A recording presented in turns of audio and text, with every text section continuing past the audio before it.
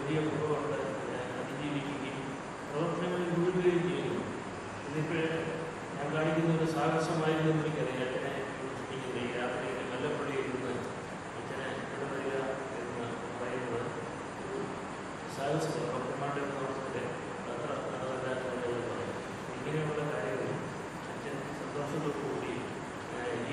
സാഹസികത, ആധ്യാത്മികമായ ഒരു സാഹസികത എങ്ങനെ പ്രകടിപ്പിക്കുന്നതിനുള്ള നമുക്ക് എല്ലാവർക്കും പ്രയോജനമാണ്.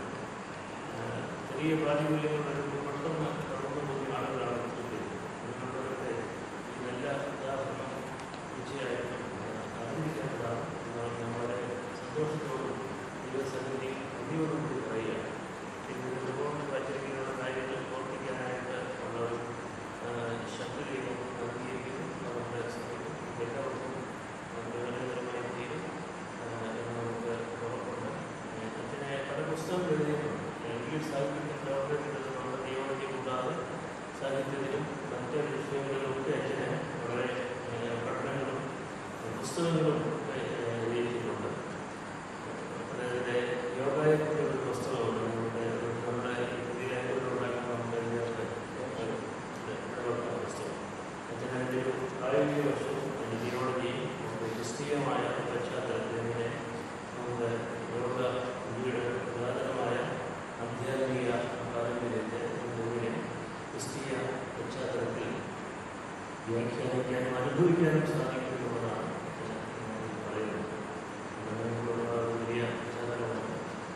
നമ്മുടെ ദിവസത്തെ കുട്ടികളും നല്ല സാധനങ്ങളൊക്കെ ആളുകളൊക്കെ ആളുകളുടെ ആളുകളുടെ എണ്ണമല്ലേ പ്രധാനപ്പെട്ട ആശങ്കയിൽ തന്നെ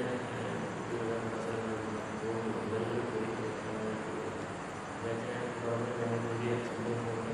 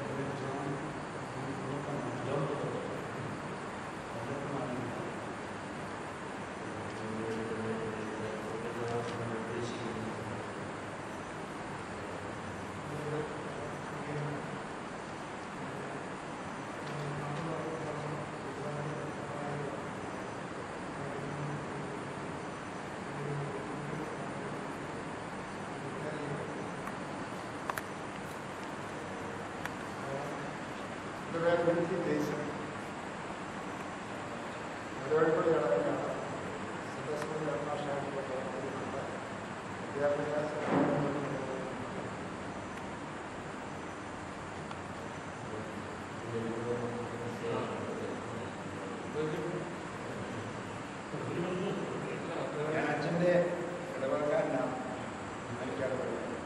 പത്തനാട് സ്കൂളിലെ മാഷാണ്. പിന്നെ നമ്മുടെ അഞ്ചമ്മാജിൻ്റെ ഡിപ്പാർട്ട്മെൻറ്റ്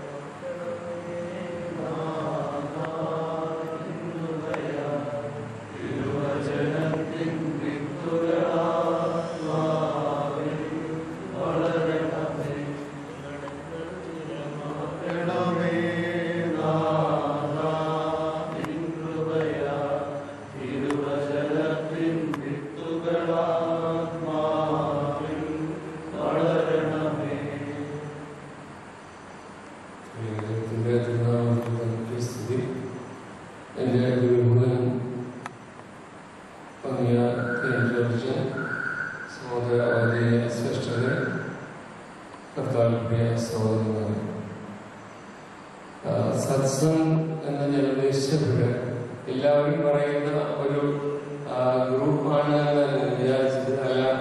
ഇങ്ങനെയാണ് അത് സന്തോഷത്തോടെ സ്വീകരിക്കുന്നു. പ്രത്യേകിച്ച് ഞാൻ ഒരുങ്ങിയിട്ടില്ല അത് പറയാനായിട്ട്. പക്ഷെ അച്ഛനെ നിർദ്ദേശിച്ചതനുസരിച്ച് ഞാൻ ചില ചിന്തകൾ നിങ്ങളുമായി പങ്കുവയ്ക്കാമെന്ന് ദൈവത്തെ ഇഷ്ടപ്പെടുന്നു. ഞാൻ മാസ്ക് ഉപയോഗിച്ചുകൊണ്ടിരുന്നത് കഴിഞ്ഞ വർഷം ജൂലൈയിൽ ഞങ്ങൾ ഇതുപോലെ ഒരു നേരിട ഭദ്രാസനത്തിന്റെ വലിയ സംഘത്തിന്റെ ക്ലാസ് എടുക്കാൻ പോയി. അന്ന് വൈകിട്ടാണ് എനിക്ക് മേജർ ഒരു പ്രോബ്ലം ഉണ്ടായത്. അതുകൊണ്ട് അതുവരെ ഞാൻ വളരെ ആക്റ്റീവായിട്ട് എല്ലാത്തിനും പങ്കെടുത്തതാണ്. പക്ഷെ അന്ന് വൈകിട്ട് എനിക്കൊരു വലിയ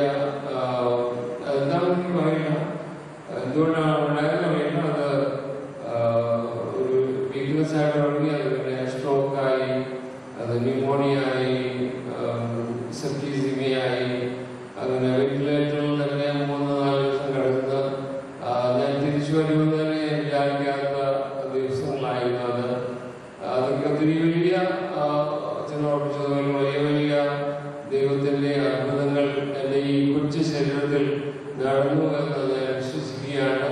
അത് എന്നെ ആധ്യാത്മികമായിട്ടും ശാരീരികമായിട്ടും വളരെ പരീക്ഷണങ്ങളുള്ള ഒരു ഘട്ടമായിരുന്നു. എങ്കിലും ദൈവത്തിൻ്റെ ഒറ്റ കൊണ്ട് ഇന്ന് ഈ സത്സംഗത്തിൽ ജോർജിനോടൊപ്പം ഇരുന്ന് നിങ്ങളോട് കൂടെ പങ്കിടുവാൻ സാധിക്കുന്നത് പറയുന്നത് ദൈവത്തിൻ്റെ വലിയ കൃപയാണ് എന്ന് ഞാൻ വിചാരിക്കുകയാണ്. കാരണം ഇന്ന് ഈ രോഗാവസ്ഥയെ തരണം ചെയ്തിട്ട് തിരിഞ്ഞു നോക്കുമ്പോഴുള്ള എൻ്റെ മനോഭാവം ഈ രോഗങ്ങൾ വരുന്നതിന് മുമ്പുള്ള മനോഭാവമായിട്ട് വളരെ വ്യത്യാസമുണ്ട്. അത് എനിക്ക് തോന്നുന്നു അതിലൂടെ കടന്നു പോകുന്ന എല്ലാവർക്കും ആ വ്യത്യാസം ക്രമേണ അനുഭവപ്പെടുന്ന എനിക്കുന്നത്. കാരണം ഇന്ന് നമ്മൾ ചിന്തിക്കുന്നത് നമുക്ക് നല്ല ആരോഗ്യമുള്ള അവസരങ്ങളിൽ ചിന്തിക്കുന്ന ചിന്തകളും ആരോഗ്യമില്ലാത്ത അവസ്ഥയിൽ നമ്മൾ ചിന്തിക്കുന്ന ചിന്തകളും ഒത്തിരി വ്യത്യാസമുണ്ട്. കാരണം ജീവിതത്തിൽ ഞാനിപ്പോൾ വിശുദ്ധ മനസ്സിലേക്ക് വരുന്നത് ഞാൻ എപ്പോഴും ചിന്തിക്കുകയും ധ്യാനിക്കുകയും ചെയ്തൊരു വേദമാണ് ഫിലിപ്പിയർ ലേഖനം 3-ാം അധ്യായം 7 മുതൽ 14 വരെയുള്ള വാക്യങ്ങൾ. Philippians chapter 3:7-14.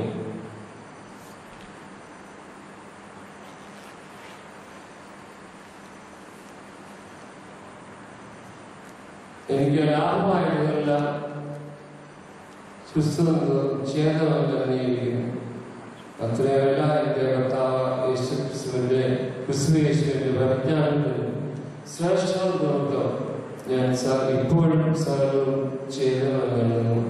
ഞാൻ ക്രിസ്തുവിനെ നേരിടുന്നതിന് അവനെ ഇരിക്കുന്നതിന് അവൻ്റെ മരണത്തോട് അനുഭവപ്പെട്ടിട്ട് അവൻ്റെ പുനരുദ്ധാന ശക്തിയെയും അവൻ്റെ കഷ്ടാനുഭവങ്ങളുടെ കൂട്ടായ്മയും അനുഭവിച്ചറിയുന്നതിനും അങ്ങനെ വല്ല വിധേനയും ഈ പുനരുദ്ധാനത്തിനോട് പ്രാപിക്കണമെന്ന് വിചാരിച്ച് ഞാൻ സകലം ഉപേക്ഷിച്ച ചവറാകുന്നു. ലഭിച്ചു കഴിഞ്ഞു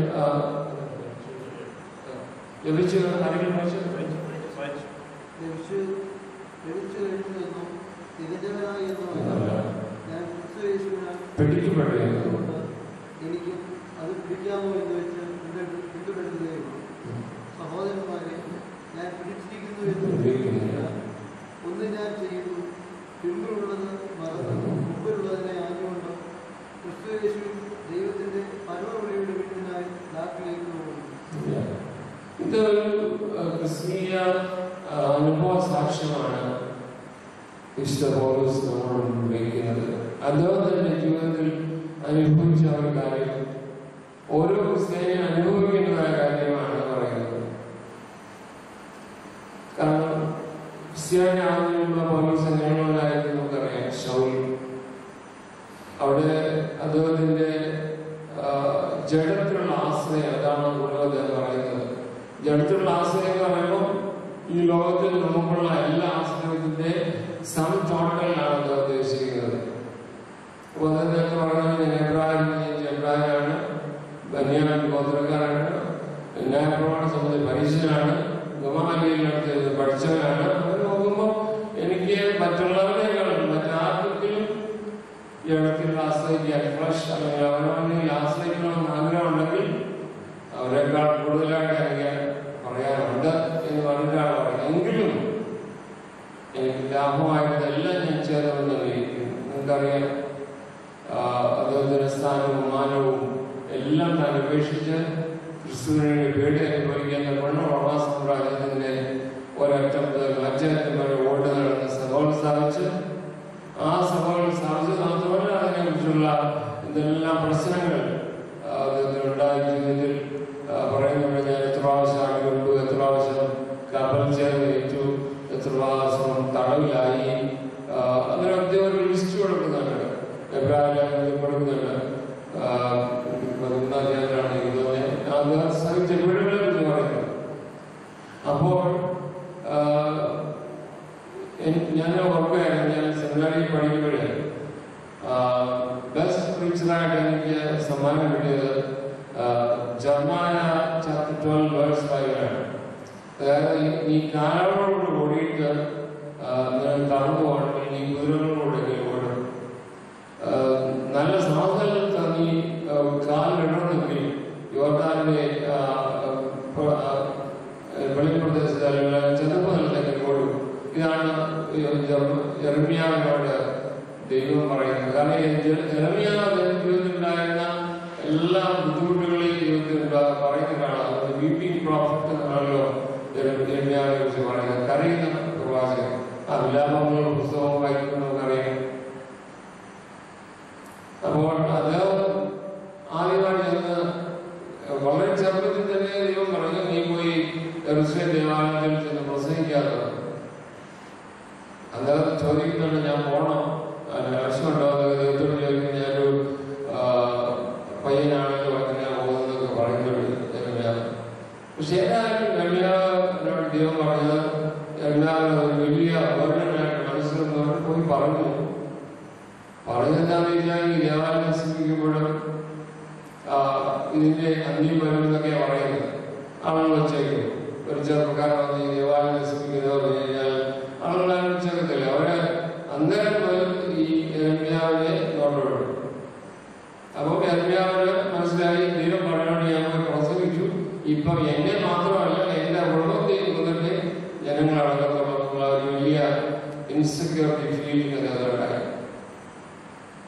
അപ്പൊ അതേ ഞാൻ പോയി പറഞ്ഞാൽ മറ്റുള്ളവരെല്ലാം വിചാരിക്കും, പക്ഷെ യഹോവയെ കാത്തുകൊള്ളത്തില്ല, ദൈവത്തെ കാത്തുകൊള്ളുന്ന വിചാരിച്ചു. പക്ഷെ ആ ഒരു പ്രൊട്ടക്ഷനും കിട്ടുന്നില്ല. അതേ പറയുന്നത്, നീ എനിക്ക് ചതിക്കുന്ന ഓടയാക്കുന്നത് അങ്ങനെ ഒരു ചതിവിന്റെ പോലത്തെ ഒരു അനുഭവമാണല്ലോ എനിക്കുണ്ടായതെന്ന് പറയുന്നത്. ഞാനത് വിശദീകരിക്കാനല്ല.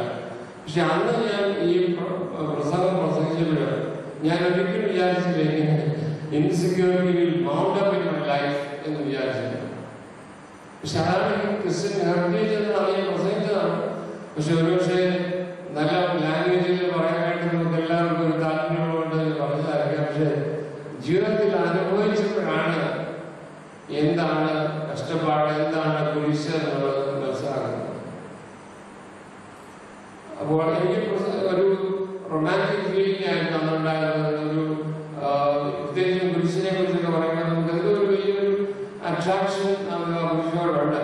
പക്ഷെ അത് ഏത് തരത്തിലുള്ള ആകർഷകമാണ് എന്ന് ഞാൻ ചിന്തിക്കുകയാണ്. കാരണം ആ സന്തോഷത്തോടെ കുരിശിനെ സ്വീകരിക്കണമെന്നാണ് വളരെ എളുപ്പത്തിൽ പറയാൻ സാധിക്കും. പക്ഷെ ആ കുരിശ് ജീവിതത്തിൽ വന്ന് കഴിയുമ്പോൾ നമ്മൾ അത് എങ്ങനെ നേരിടുമെന്നുള്ളതായിരുന്നു ഇതിന്റെ വലിയ വെല്ലുവിളി. കാരണം ജീവിതത്തിൽ നമ്മൾ ഓരോരുത്തരും ആശ്രയിക്കുന്ന ഒത്തിരി കാര്യങ്ങളുണ്ട്. ഒന്ന് നമ്മുടെ ശരീരം. നല്ല ആരോഗ്യമുള്ള ശരീരമാണെങ്കിൽ നമുക്കൊരു വലിയ ധൈര്യം തോന്നും, ഒരു അഭിമാനമോ അഹങ്കാരമോ ഒക്കെ തോന്നും. അല്ലെങ്കിൽ നമുക്ക് വിദ്യാഭ്യാസം, ഞാൻ പഠിക്കാൻ കഴിവുള്ളവരാണ്, പഠിത്തമുള്ളവരാണ്. അല്ലെങ്കിൽ എന്റെ സ്വരം, ഇപ്പൊ തന്നെ ഈ സ്വരം ശരിയായിട്ട് കേൾക്കുന്നത് എനിക്കറിയില്ല. കാരണം എന്റെ ഈ ശരീരം പല്ല് പോയിട്ടുണ്ട്. അതുകൊണ്ട് ശരിയായിട്ടാണോ നിങ്ങൾ കേൾക്കുന്നത് അറിയില്ല. അപ്പോൾ അതൊക്കെ അതുപോലെ ഹാൻഡ് റൈറ്റിംഗ് അതൊരു വലിയൊരു ഇതാണ്. നല്ല എഴുതാൻ സാധിക്കുകയാണെങ്കിൽ എന്റെ ഹാൻഡ് റൈറ്റിംഗ് കാണാനായിട്ട് എനിക്ക് ഇഷ്ടമാണ്. പക്ഷെ ഇന്ന് എനിക്ക് എന്റെ റൈറ്റ് ഹാൻഡ് തന്നെയാണ് സ്ട്രോക്ക് ആയത്. അതുകൊണ്ട് അത് എഴുതുമ്പോൾ പണ്ടത്തെ പോലെ ഒട്ടും മടി പോലത്തില്ല. വിരോധം ഏകീകരിപ്പിക്കാറുള്ളതേ ഉള്ളൂ. സൗണ്ടിന്റെ കാര്യം ഞാൻ പറഞ്ഞു. അതുപോലെ നമ്മൾ നേരെ നിന്ന് നടക്കുക തുടങ്ങുന്നതിന് എന്തൊരു വലിയ അനുഗ്രഹമാണെന്ന് ഇപ്പോഴായിരിക്കും മനസ്സിലാകുന്നത്. ശരിയായിട്ട് നമുക്ക് പണ്ടത്തെ നമുക്ക് എളുപ്പം നടക്കാൻ സാധിക്കും, മറ്റുള്ളവരെക്കാളും കൂടി മുന്നോട്ട് എത്താൻ സാധിക്കുമെന്ന് വിചാരിക്കുമ്പോൾ നമ്മുടെ ആ കാലിന്റെ ബലത്തിലോ അല്ലെങ്കിൽ അതിന്റെ ആ ശക്തിയിലോ ഒക്കെ നമുക്ക് അഭിമാനിക്കാം. പക്ഷെ ഇന്ന് ഒരു ബുദ്ധിമുട്ടി നടക്കുമ്പോഴത്തേക്ക് എത്ര നല്ലതായിട്ട് ഇതിലേക്ക് നടത്തിയിരുന്നു നമ്മൾ ഇപ്പോഴാണ് മനസ്സിലാക്കുന്നത്. അപ്പോൾ അങ്ങനെ ഓരോ ഫാക്കൽറ്റി നമ്മൾ അതുപോലെ കാണുക പുസ്തകങ്ങൾ വായിക്കുന്നതാണ് ഏറ്റവും പക്ഷെ ഇന്ന് പുസ്തകം ഒന്നും തന്നെ ഞാൻ വായിക്കാറില്ല. കാരണം വായിക്കാൻ നമുക്കറിയാം, നമ്മുടെ ഡയബറ്റീസ് ആയതുകൊണ്ട് കഴിഞ്ഞ കുറേ പ്രോബ്ലംസ് അന്വേഷിച്ചത് കുറേ സോൾവ് ചെയ്തിട്ടുണ്ട്. ഇനിയിപ്പോൾ ഒരു കാറ്ററാക്ട് ചെയ്യാൻ കുറച്ചുണ്ടാവുമായിരിക്കും. പക്ഷെ ഞാൻ പറയാം, ഇതൊക്കെ നമ്മൾ എടുത്തു കളയുമ്പോഴേ നമ്മൾ മനസ്സിലാക്കത്തുള്ളൂ ഇതൊക്കെയൊക്കെ എന്തുമാത്രം പ്രയോജനമാണ് നമുക്ക് ലഭിച്ചു എന്നുള്ളത്. അപ്പോൾ ശരിക്കും പറഞ്ഞാൽ പൗലോസ് പറഞ്ഞതുപോലെ ഞാൻ അഭിമാനിക്കുന്ന ഒത്തിരി കാര്യങ്ങളുണ്ടായിരുന്നു എൻ്റെ ജീവിതത്തിൽ. പക്ഷെ ഒരു സുപ്രഭാതത്തിൽ ദൈവത്തെ പിടിച്ചപ്പോൾ ആ വാക്യം, ആ ഫ്രേസ് തന്നെ ഒത്തിരി ചാലഞ്ചിങ് ആയി. നമ്മളെ ദൈവം പിടിച്ചിരിക്കുക. He caught me, Christ caught me പറയുമ്പോൾ തന്നെ അത് ഒരു ഫോഴ്സ്ഫുൾ ആയിട്ടുള്ള ഒരു സ്റ്റേറ്റ്മെന്റ് ആണ്. ആ പിടിച്ചു കഴിഞ്ഞാൽ രക്ഷയില്ല. അപ്പൊ അങ്ങനെ പിടിക്കപ്പെട്ട അനുഭവം പലതും ഉണ്ടാകുമ്പോഴേക്ക് പിന്നെ വാക്യം ഇതുപോലെ എന്ന് പറഞ്ഞാൽ ആരോ പറഞ്ഞതുപോലെ ഒരാൾ ഒരു അപ്പനും മകളും കൂടെ വലിയൊരു ഉത്സവ പറമ്പിലേക്ക് പോവുകയായിരുന്നു. അപ്പോൾ ഈ മകൾ അപ്പനെ വിട്ട് എപ്പോഴും മുന്നോട്ട് ഓടിപ്പോകുന്നുണ്ട്. ഈ മകളെ നഷ്ടപ്പെടുമെന്ന് അപ്പന് പേടി. അപ്പോൾ ഈ മകളെ പിന്നെ അടുത്ത് കിട്ടിയപ്പോൾ അപ്പൻ ഈ വളയുടെ കയ്യിൽ മുറുക്കാൻ കുറിച്ചു ഇവിടെ പോകാറില്ല. സംഭവിച്ചതെന്ന് വെച്ചാൽ വളരെല്ലാം പൊട്ടിക്കും. അപ്പൊ ഈ കുറിച്ച് കരയാൻ തുടങ്ങി. അപ്പൊ അപ്പൻ പറഞ്ഞു, വള പൊട്ടിയെന്നല്ലേ ഉള്ളൂ, നീ എന്റെ അടുത്തേക്ക് കൊണ്ടല്ലോ. അപ്പോൾ ഇങ്ങനത്തെ വളമൊക്കെ പൊട്ടിക്കൊണ്ടേ ഇരിക്കുകയാണ് ജീവിതത്തിൽ. പക്ഷെ സമാധാനത്തിലേ ഉള്ളൂ എന്റെ ദൈവം എന്നോട് കൊണ്ടിട്ടുള്ളത്. അപ്പോൾ ദൈവത്തോട് ഒത്തിരി അടുത്ത സന്ദർഭമായിരുന്നു ഈ കഴിഞ്ഞ 5 വർഷം ഞാൻ ഓർക്കുകയാണ്. നേരത്തെ കുർബാന ചെല്ലുമ്പോഴും മറ്റുള്ള അവസരങ്ങളിലും ദൈവത്തോട് അടുപ്പം തോന്നും. എങ്കിലും ത്രൂ ഔട്ട് ലൈഫ് അങ്ങനെ എല്ലാ 24 മണിക്കൂറിൽ മാക്സിമം ടൈം ദൈവത്തോട് കഴിക്കാൻ പറ്റുന്നു എന്നുള്ളത് ഒരു കാര്യമാണ്. കാരണം നമുക്ക് അതിനെ കുറിച്ച് ചിന്തിക്കാൻ, കാരണം എനിക്കിപ്പോൾ കാലം മറ്റു പരിപാടിയാണ് പറ്റില്ല. ദൈവത്തിന്റെ സന്നിധിയിൽ ഇരിക്കാന്നല്ലാതെ നമുക്ക് സാധിക്കുന്നില്ല. അതുകൊണ്ട് ചർമ്മത്തിനാശമെന്നാണ്, പക്ഷെ എന്നാലും അതിനെ അതിജീവിക്കാനുള്ള ഒരു കൃപ ദൈവം നമുക്ക് നൽകുന്നു. ഞാൻ പറയാൻ ഇതാണ്, അപ്പോൾ ജീവിതത്തിൽ നമ്മൾ ആശ്രയിക്കുന്ന എല്ലാ കാര്യങ്ങളും ഇന്ന് എനിക്ക് നഷ്ടപ്പെട്ടിട്ടുണ്ട്. പതുക്കെ ദൈവം തിരിച്ചു തരുന്നുണ്ടെങ്കിൽ ഒരു സമയത്ത് ടോട്ടലി ഡൗൺ. പക്ഷെ ആ സമയത്ത് എന്നെ പിടിച്ചിരുന്നത് വിശ്വാസവും ധൈര്യവും മാത്രമാണ്. അതിലൂടെ കടന്നു പോകുമ്പോഴേ നമുക്കത് ഞാൻ പറയുന്നതിന്റെ പൊരുൾ എന്താണെന്ന് മനസ്സിലാക്കാൻ സാധിക്കുന്നത്. കാരണം നമുക്ക് ആശ്രയിക്കാൻ ഒന്നുമില്ല, ഒന്നിലും ആശ്രയിക്കാനില്ല. ശരീരത്തിൽ ആശ്രയിക്കാനില്ല, നമ്മുടെ ചുറ്റുപാടുകളിൽ ആശ്രയിക്കാനില്ല. നമ്മൾ ചെയ്യാൻ ഇഷ്ടപ്പെട്ടിരുന്ന പല കാര്യങ്ങളും നമുക്ക് നഷ്ടപ്പെട്ടപ്പെടും. അപ്പം എന്തിനാണ് ജീവിക്കുന്നത് പോലും നമുക്ക് ചിന്തിക്കുന്ന അവസരങ്ങളുണ്ടാവുകയാണ്. അവിടെയൊക്കെ ദൈവം പറയുന്നത് ഇത് എന്റെ ഇഷ്ടമാണ്. കാരണം നമ്മുടെ ജീവിതത്തിൽ 2 ഇഷ്ടങ്ങൾക്ക് സ്ഥാനമില്ല, ഒരു ഇഷ്ടത്തിന് സ്ഥാനമുണ്ട്. ഇതുവരെ ഞാൻ ജീവിച്ചത് എന്റെ ഇഷ്ടത്തിലായിരുന്നു, അല്ലെങ്കിൽ എന്റെ ജീവിതത്തെ കുറിച്ച് എനിക്ക് ചില ചിത്രങ്ങളുണ്ട്, കാഴ്ചപ്പാടുകളുണ്ട്, ആഗ്രഹങ്ങളുണ്ട്, അഭിലാഷങ്ങളുണ്ട്. അതായത് അതിന് ദൈവത്തെ കൂട്ടുപിടിച്ചു എന്നല്ലാതെ ദൈവത്തിന്റെ ഇഷ്ടമാണ് ഇത്, അതുകൊണ്ട് അത് പിന്തുടരുക എന്നുള്ള ഒരു മാർഗത്തിലേക്ക് വന്നത് ഈ രോഗത്തിന് ശേഷം. ഇപ്പൊ എനിക്ക് മനസ്സിലായി, ഒരു ഇഷ്ടമേ നടക്കുള്ളൂ, അത് കർത്താവിന് ഇഷ്ടം മാത്രമാണ്. ഇനി അല്ലാതെ അതിന് അപ്പുറത്തേക്ക് ഒരു ഇഷ്ടം നടക്കില്ല എന്നുള്ള പരമാർത്ഥം മനസ്സിലാക്കാന് ഈ ബൈപ്പാസും ഈ ട്രാൻസ്പ്ലാന്റും ഈ സ്ട്രോക്കും ഈ വീഴ്ചയും എല്ലാം കിട്ടുന്നു. അതിനുമുമ്പ് എന്നോട് എത്ര പറഞ്ഞാലും എനിക്ക് മനസ്സിലാവുന്ന എനിക്ക് തോന്നുന്നില്ല. അങ്ങനെയാണ് ജീവിതത്തിൽ കൊണ്ടുപോയി പോകുന്നത്. അപ്പോൾ ഞാൻ പറയുന്നത്, അതുകൊണ്ട് ഈ ഒരു ക്രിസ്ത്യാനി എന്ന് പറയുമ്പോൾ അവൻ ഈ ക്രിസ്തുവിന് വേണ്ടിയിട്ട് എല്ലാം നഷ്ടപ്പെടുത്തുവാനായിട്ട് തയ്യാറുള്ളവനായിരിക്കണം എന്ന് ഞാൻ പറയാൻ ഉദ്ദേശിച്ചത്. എനിക്കെന്ത് ഇഷ്ടമുണ്ടെന്നല്ല, കർത്താവിന് എന്ത് ഇഷ്ടമുണ്ട്, എന്റെ നാഥന് എന്നെ കുറിച്ച് എന്ത് ഇഷ്ടമാണ്, എന്നെ കുറിച്ച് എന്താണ് പ്ലാൻ എന്ന് ചോദിക്കുന്നതാണ് ചെയ്യുന്നത്.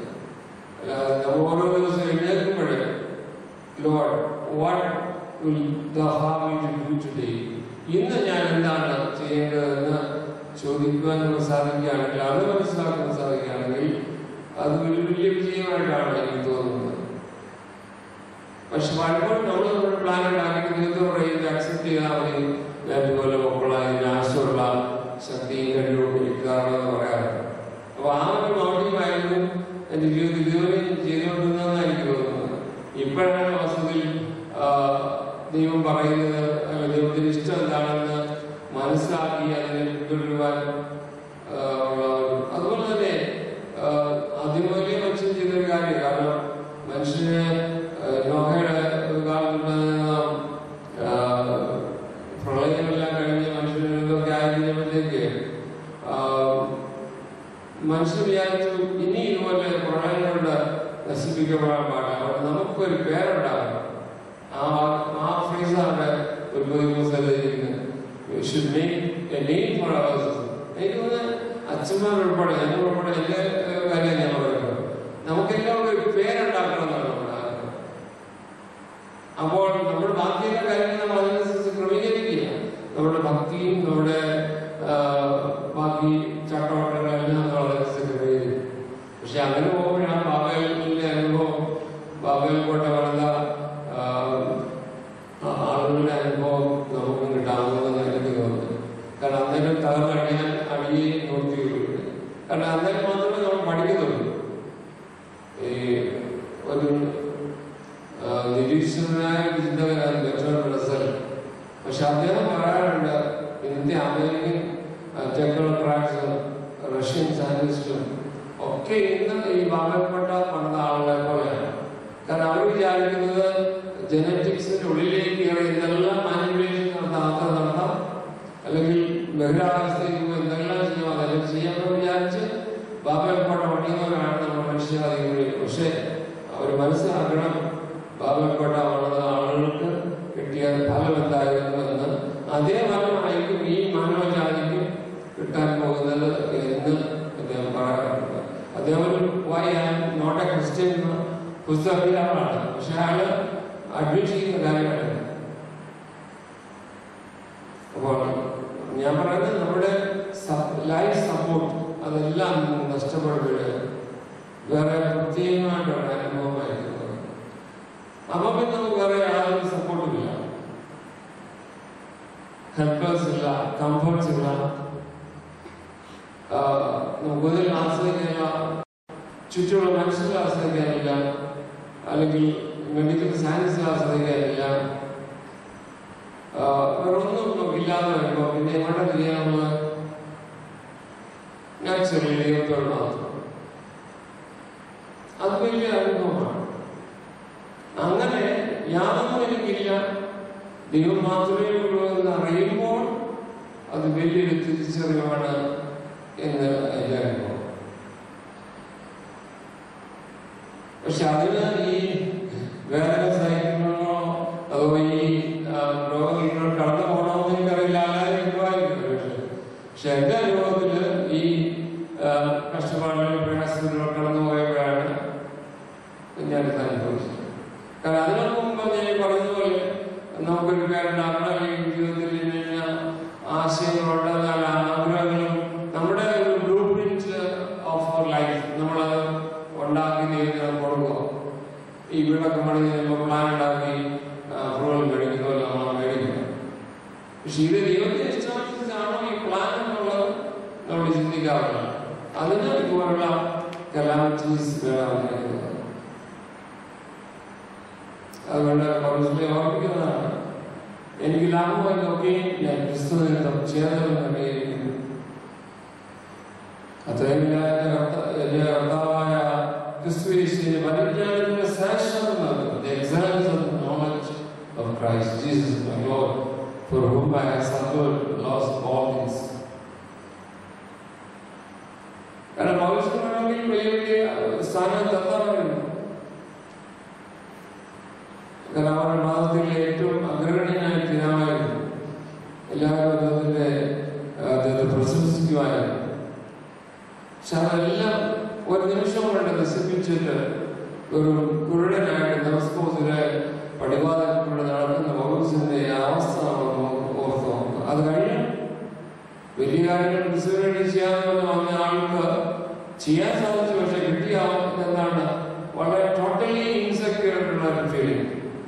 മനസ്സ് പറയുന്നതല്ലോ അയ്യോ ഞാൻ അനിഷ്ടമായ ഈ ബലഹീനമായിട്ടുള്ള ഈ അവസ്ഥയിൽ നിന്ന് ഞാനാണ് രക്ഷിക്കുന്നത് എന്ന് പറയുന്നുണ്ട്. ഞാൻ നന്മ ചെയ്യാൻ ശരിക്കും സാധിക്കുന്നില്ല, എൻ്റെ ശരീരത്തിലൊരു ടെൻഷൻ ഉണ്ട്, എല്ലാവർക്കും ഉള്ളതാണ്. പക്ഷെ ഞാൻ പറയും ഈ ടെൻഷൻ ഉള്ളപ്പോൾ മാത്രമേ ലൈഫിൽ പോകാൻ കഴിയൂ. ഈ ടെൻഷൻ നമുക്കില്ലാത്ത ഒരു കംപ്ലീറ്റ് ലൈഫാണെങ്കിൽ ഞാൻ പണ്ട് പറയുന്ന പോലെ എൻ്റെ രോഗത്തിനുമുള്ള അവസ്ഥ കംപ്ലീറ്റ് എല്ലാവരും നല്ലതാണെന്ന് പറഞ്ഞാൽ നമുക്കൊരു സുഖമല്ല പറയുള്ളൂ. പക്ഷെ ഹൗ ഡീപ്പ് ആയാമെന്നുള്ളത് ദൈവത്തിന് മാത്രമേ ഉള്ളൂ. അപ്പോൾ ഈ പരിശോധനകൾ കടന്നു പോയപ്പോഴാണ് എനിക്ക് അത്ഭുതങ്ങൾ എൻ്റെ ജീവിതത്തെ കുറിച്ച് ഒരു ഡെപ്ത് ഉണ്ടാക്കാനായിട്ട് സാധിച്ചെന്ന് ഞാൻ ദൈവത്തിൽ ശരണപ്പെട്ടോട് പറയുക. അപ്പം അതുകൊണ്ട് ഈ കഷ്ടപ്പാടുകൾ എന്ന് പറയുമ്പോൾ അതിനെ പിന്തുടർന്ന് ഓടാനല്ല, അത് വ്യക്തം ചെയ്യാനുള്ള ഒരു ശക്തി എനിക്ക് സുവിശേഷത്തിലൊക്കെ പറയുന്നതാണ്. നിങ്ങൾ തന്നെത്താൻ തിരിച്ചതിന്റെ കൂസെടുത്തുകൊണ്ട് അനുഗ്രഹിക്കട്ടെന്നാണ് പറയുന്നത്. കർത്താവ് പറഞ്ഞിട്ട് നിങ്ങൾ എന്റെ പിന്നാലെ വന്നാൽ ഞാൻ നിങ്ങൾക്കെല്ലാം സ്വർഗരാജ്യം വാഗ്ദാനം ചെയ്തിരിക്കുന്നു. അവിടെ എല്ലാ പട്ടുപത്തുകളും മുസ്ലിംസിന്റെ സ്വർഗത്തിന്റെ കൺസെപ്റ്റ് പോലെ അവിടെല്ലാം ഭോജനങ്ങളും മറ്റ് എല്ലാവർക്കും സുഖ സൗകര്യങ്ങളും ഉണ്ടെന്ന് പറയുന്ന പോലെയല്ല. കർത്താവ് പ്ലേനായിട്ടുണ്ട്. എന്റെ പിന്നാലെ വരാൻ നിങ്ങൾക്ക് ആഗ്രഹമുണ്ടെങ്കിൽ നിങ്ങൾക്ക് കിട്ടാവുന്ന മാക്സിമം ഒരു പേശാലും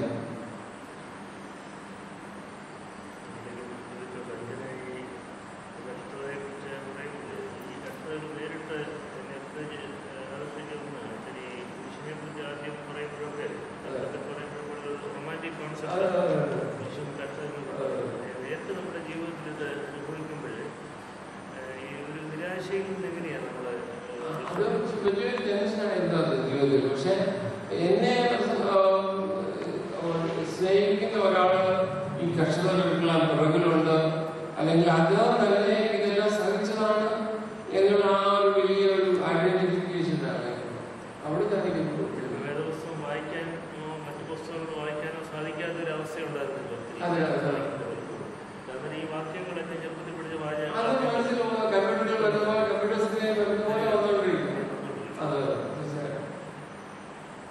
പിന്നെ ഇപ്പം ഐപാഡുകൾ വായിക്കുന്നുണ്ട്.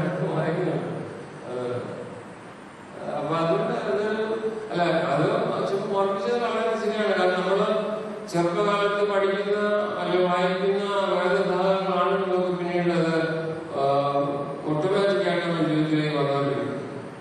അതുകൊണ്ട് അത് ഏറ്റവും ആവശ്യമാണ്. കുഴപ്പമില്ല. കാരണം ഒരുപക്ഷെ നമ്മൾ വായിച്ചുകൊണ്ടായിരിക്കും നമുക്കത് റിഫ്ലക്ട് ചെയ്യാൻ പറ്റുന്നതാണ്. അതുകൊണ്ട് ഞാൻ പറഞ്ഞു വന്നത് അല്ല സമയം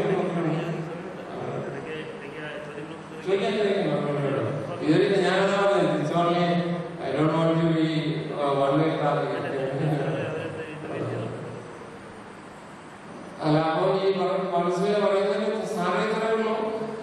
നമുക്ക് ആശ്രയമായിരിക്കും, നമുക്ക് ഇഷ്ടമായിരുന്ന നമ്മൾ പണ്ട് സ്വർണ്ണമെന്ന് വിചാരിച്ചതല്ല ഇപ്പോൾ വെറും ചാരമാണെന്ന് മനസ്സിലായി, അല്ലെങ്കിൽ ഏറ്റവും വലിയ തങ്കമെന്ന് വിചാരിച്ചത് വെറും ചാണകമാണെന്ന് മനസ്സിലായി.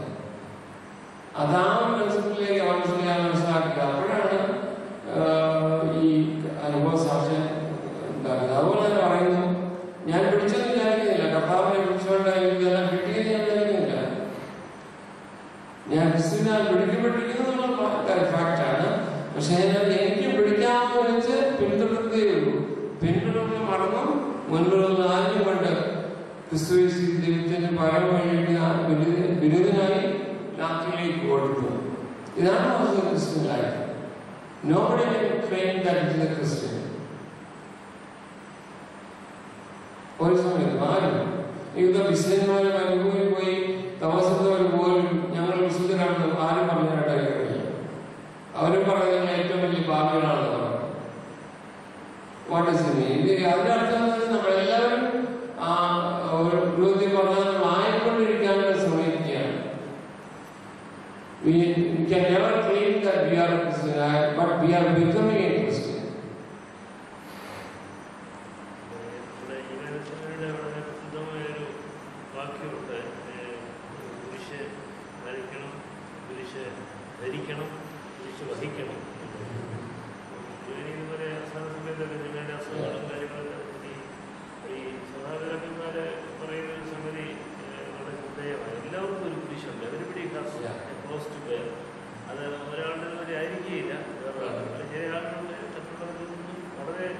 കൂടുതൽ സഫറിങ് വ്യത്യസ്തമായിട്ട് വരാം. ഒരു വിഷയത്തിലുള്ള അച്ഛൻ്റെ ആ ഒരു പേഴ്സണൽ എക്സ്പീരിയൻസ് വളരെ ഞങ്ങൾക്ക്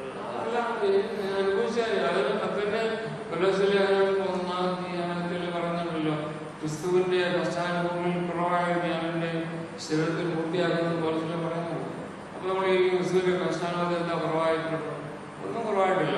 പക്ഷേ എവരിബഡി യേശു പറയുന്ന പോലെ everybody has got a quota for suffering and we should go through it.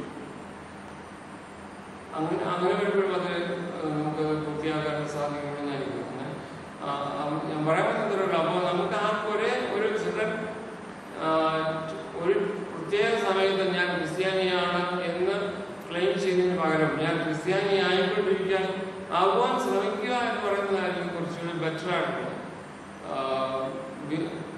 Not being but becoming, that is the thing. അതാണ് ഒരു പറയാനായിട്ടുള്ളത്. കാരണം അങ്ങനെ മാത്രം നമുക്ക് ക്ലെയിം ചെയ്യാനൊക്കെ പറ്റൂ. എന്നാൽ മാത്രമേ നമ്മൾ വളരുകയുള്ളൂ. അല്ലെങ്കിൽ നമ്മൾ നമ്മുടെ വളർച്ച എപ്പോൾ ഞാൻ ഇതെല്ലാം ഉണ്ടെന്ന് ചിന്തിക്കുമ്പോൾ നമുക്കിതെല്ലാം നഷ്ടപ്പെടും. ആ ഒരു അനുഭവമാണ് എൻ്റെ ജീവിതത്തിൽ ഞാൻ അനുഭവിച്ചുകൊണ്ടിരുന്നത്. അപ്പോൾ അതുകൊണ്ട് ഒരുപക്ഷെ എനിക്ക് അപ്പോൾ ഞാനീ ഒരു അച്ഛൻ ആദ്യം ഓർമ്മിച്ചതുപോലെ വലിയ പ്രയാസമായിരുന്നു. ഒരു ലവിങ് ഗാഡ്, നമ്മളൊക്കെ ഇങ്ങനെ സ്നേഹവാനായ ദൈവത്തിൽ നിന്ന് ഇങ്ങനെ ഒരു ദുഃഖാനുഭവം നമുക്ക് കിട്ടുമോ എന്നുള്ള ഒരു ചിന്ത. പക്ഷെ ഒരു സമയത്ത് വന്നപ്പോൾ ഞാൻ തന്നെ അറിയാതെ തന്നെ ദൈവത്തെ സ്തുതിച്ചു. ദൈവം ഈ കഷ്ടപ്പാടൊക്കെ എനിക്ക് തന്നത് വളരെ സന്തോഷമായി. കാരണം അല്ലെങ്കിൽ എനിക്ക് ഇത്രയും ഒരു ആഴമേറിയ ദൈവിക അനുഭവം കിട്ടാൻ യാതൊരു സാധ്യതയില്ല. അപ്പൊ ഞാൻ ഒരു സമയത്ത് ഈ വെന്റിലേറ്റർ കിടന്ന സമയത്ത് എനിക്ക് ശരിയായിട്ട് ഓർമ്മയില്ല അതിന്. പക്ഷെ എന്നെ ഭാര്യ കേട്ടിട്ട് പറഞ്ഞതാണ്. അപ്പൊ ആ സമയത്ത് ഞാനിങ്ങനെ വെന്റിലേറ്റർ ഇങ്ങനെ രണ്ട് സൈഡോട്ട് വെച്ചിട്ട് പിടിച്ചുകിട്ട് നമ്മൾ ഏകദേശം ഒരു കുരിശ കിടക്കുന്നവർ തന്നെ ഓർക്കും. അതുപോലെ കുരിശ കിടന്നിട്ട് കർത്താവ് ദാവീദെന്ന് പറഞ്ഞ പോലെ തന്നെ എനിക്ക് ഭയങ്കരമായിട്ട് വിഷമമാകുമായിരുന്നു ആ സമയത്ത്. പക്ഷെ ഇവരൊരു വശത്ത് പോലും തികയില്ല. അപ്പം ഞാൻ അവസാനം സഹിയിട്ട അപ്പൊ ഇവര് ഓരോ സാധനങ്ങളും അവിടുത്തെ ലഞ്ച് കൊടുക്കുന്നു, ഡിന്നർ കൊടുക്കുന്നു, ചായ കൊടുക്കുന്നു. അപ്പൊ ഞാൻ എൻ്റെ ആ ഒരു ഹാഫ് മൈൻഡിൽ ഒരുപക്ഷെ എനിക്കൂടെ കിട്ടുമെന്ന് ഞാൻ വിചാരിക്കുന്നുണ്ട്. പക്ഷേ ഇതൊന്നും നമ്മുടെ അടുത്ത് വരുന്നില്ല.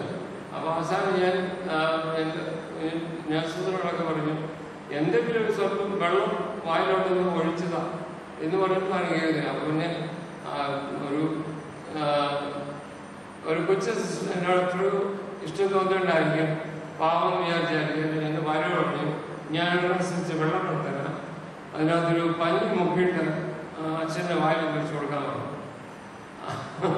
അങ്ങനെ പിന്നെ ആ ഒരു ഡ്രോപ്പ് വാട്ടർ ഇങ്ങനെ വായിലിട്ട് വന്നപ്പോഴത്തേക്ക് അവള് പറയുന്നത് ഞാൻ പട്ടിയൊക്കെ നക്കി കുടിക്കുന്നത് അത്രയും ഫോഴ്സിലാണ് ഒരു തൊട്ട് വെള്ളം കുടിച്ചതെന്നാണ് പറയുന്നത്. I don't know. പക്ഷെ അപ്പൊ ഞാൻ അന്നേരത്തെ ഒരു കാര്യം പറഞ്ഞു കൊടുക്കുന്നത്. കാരണം അപ്പൊ ഞാൻ അവളോട് അപ്പൊ അവളോട് ചോദിച്ചു, ഇത്രയൊക്കെ വന്നിട്ട് ഞങ്ങൾക്ക് ഒരു വിഷമമില്ല എന്ന് ചോദിക്കുന്നു. ഞാൻ എന്താ വിഷമിക്കും? ദൈവമല്ല ഉള്ളത്, എൻ്റെ കൂടെ ദൈവം ഉണ്ടല്ലോ എന്ന് ഞാൻ എന്താ വിഷമിക്കുന്ന. മാത്രമല്ല ഒത്തിരി നല്ല അനുഭവങ്ങൾ എനിക്ക് ദൈവം തന്നിട്ടുണ്ട്. ഒത്തിരി ഞാൻ അർഹിക്കാത്ത രീതിയിലുള്ള അനുഭവങ്ങൾ ദൈവം തന്നിട്ടുണ്ട്. ഇതിന് ഷോർട്ടായി ഞാൻ ലോകത്ത് പോകുന്ന സ്ഥലങ്ങളെല്ലാം പോയി കിട്ടാവുന്ന ഓണേഴ്സൊക്കെ അന്ന് കിട്ടിയിട്ടുണ്ട്.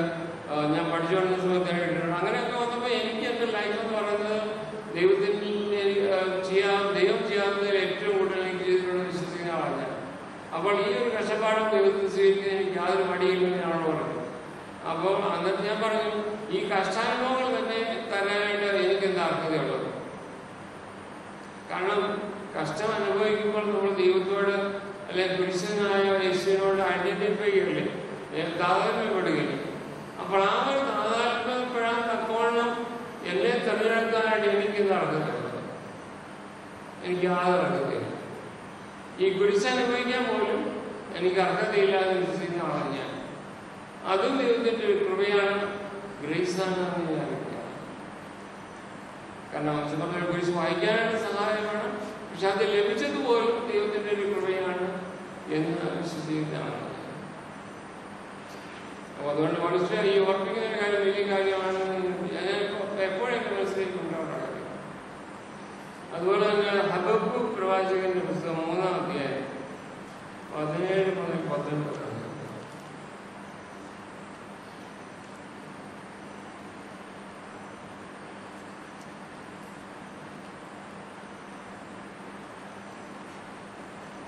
അത്തിവൃക്ഷം തളിർക്കുകയില്ല, മുന്തിരിവള്ളിയിൽ അനുഭവം ഉണ്ടാകുകയില്ല, ഒലിവൃക്ഷത്തിൻ്റെ പ്രയത്നം നിഷ്ഫലമായി പോകും, ആട്ടിൻ പറ്റം തൊഴുത്ത് നശിച്ചു പോകും, ഗോശാലകളിൽ കന്നുകാലി ഉണ്ടാവില്ല, നിലങ്ങളിൽ ആഹാരം വിളയിക്കില്ല. ഞാൻ ഓർമ്മ പറഞ്ഞു വായിച്ചു. Habakkuk chapter 3 verse 17 to 19. Verse 19. 17. മുന്തിരിവള്ളിയിൽ അനുഭവം ഉണ്ടാകില്ല, ഒലിവ് മരത്തിന്റെ പ്രയത്നം നിഷ്ഫലമായി പോകും, നിലങ്ങൾ ആഹാരം വിളയിക്കുകയില്ല, ആട്ടിൻകൂട്ടം തൊഴുത്തിൽ നിന്ന് നശിച്ചു പോകും, ഗോശാലകളിൽ കന്നുകാലി ഉണ്ടായിരിക്കുകയില്ല.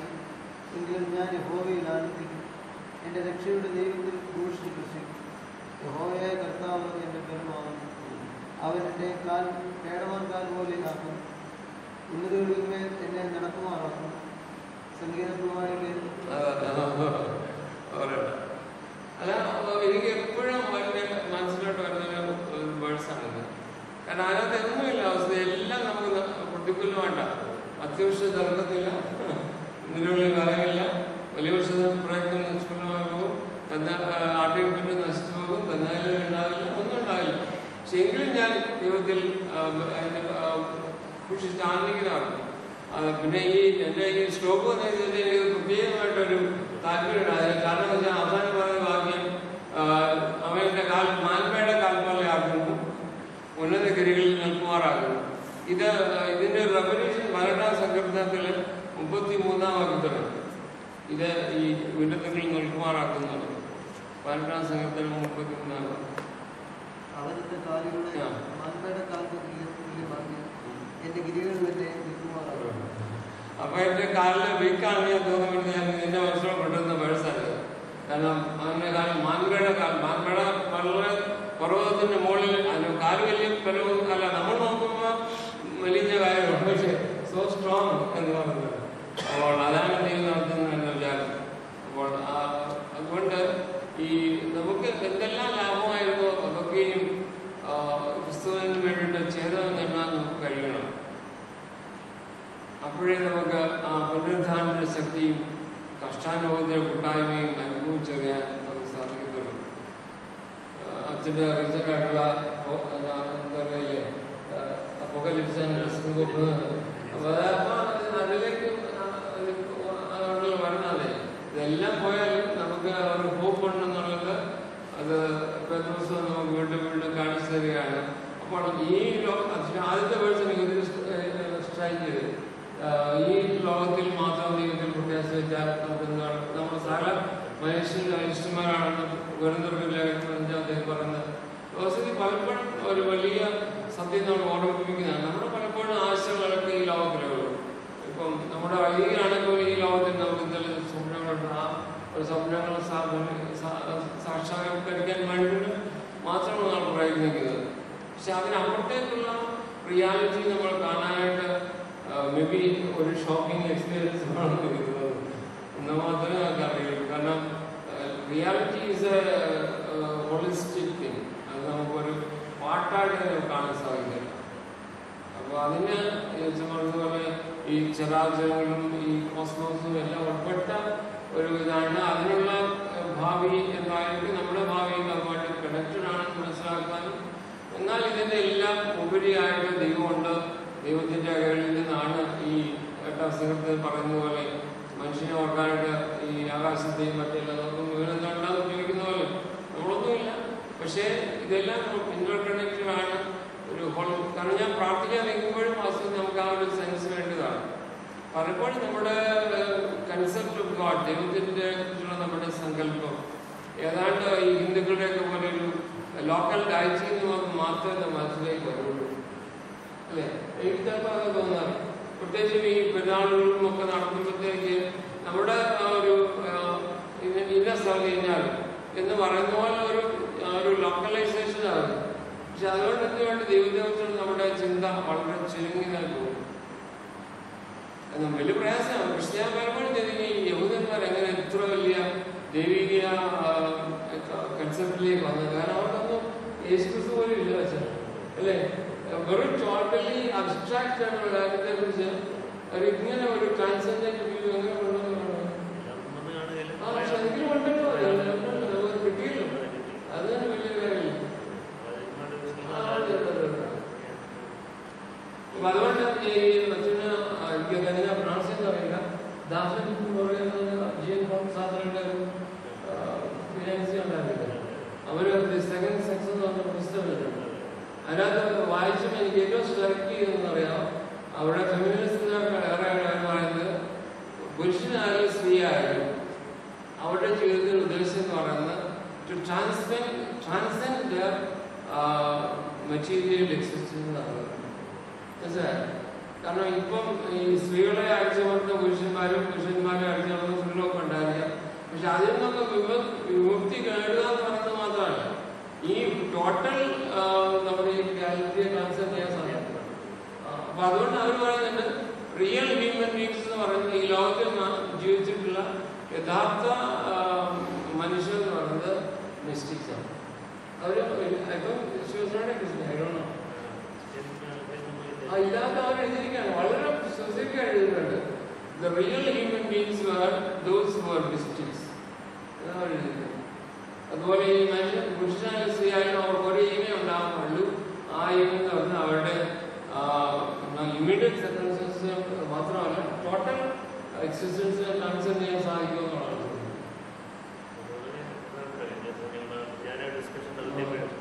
സെക്യൂരിറ്റിയും ഇൻസെക്യൂരിറ്റിയും ഇതൊരു ബൈപോളാരിറ്റി അതിനെ ട്രാൻസ്ഫർ ചെയ്തെങ്കിലേ പറ്റുള്ളൂ. അതിൽ സെക്യൂർ ആകാൻ വേണ്ടി ഒത്തിരി കാര്യങ്ങൾ ചെയ്ത് കൂടുതൽ സെക്യൂർ ആകുകയില്ല. ഹബക്കൂക്കിന്റെ പുസ്തകത്തിൽ വായിച്ചതിനകത്ത് നമ്മുടെ ഈ ലോകത്തിലെ ജീവനെ നിലനിർത്താനായിട്ട് ആവശ്യമുള്ള സകല സംഗതികളും ഒരു ചെടി പോലും മുളയ്ക്കുന്നില്ല, ഭൂമിയിൽ നിന്ന് ആഹാരം ഉണ്ടാകുന്നില്ല, ഉണ്ടാവില്ല. അങ്ങനെയുള്ള അവസ്ഥയിൽ പറയുമ്പോൾ ഞാൻ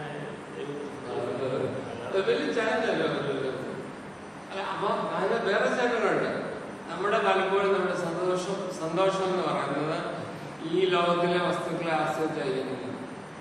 അപ്പൊ ഈ ലോകത്തിലെ നമ്മുടെ ആരോഗ്യമോ നമ്മുടെ ജോലിയോ നമ്മുടെ പഠനമോ എന്തെങ്കിലുമൊക്കെ തടസ്സപ്പെട്ടാൽ എന്താണ് ഇമ്മീഡിയറ്റ് റിയാക്ഷൻ?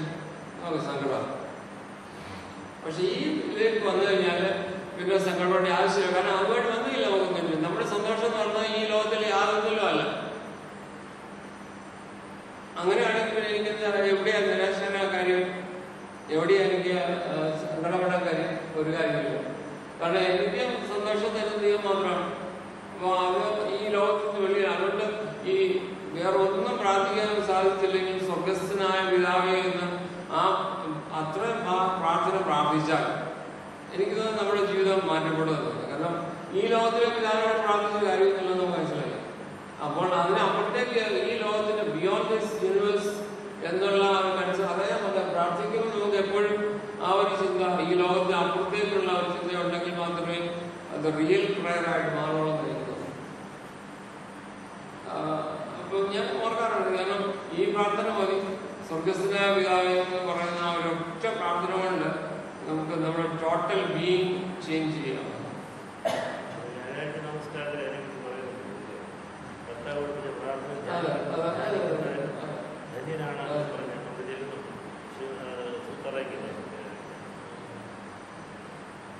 ഞാനത് പറഞ്ഞു, നിങ്ങൾക്ക് പറയാൻ കേട്ടു, നിങ്ങൾ പറയാനും കേൾക്കാൻ